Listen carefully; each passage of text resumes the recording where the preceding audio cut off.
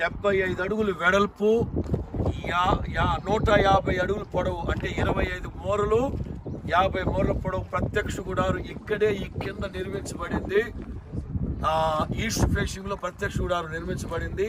Hannah దేవుని మందిరానికి వచ్చి ఇక్కడ నిలబడే కుమారుడు ప్రార్థన చేసుకున్నప్పుడు అద్భుతం జరిగింది. ఆ కుమారుడిని అనుగ్రహించినట్లుగా మన బైబిల్లో చూస్తాం.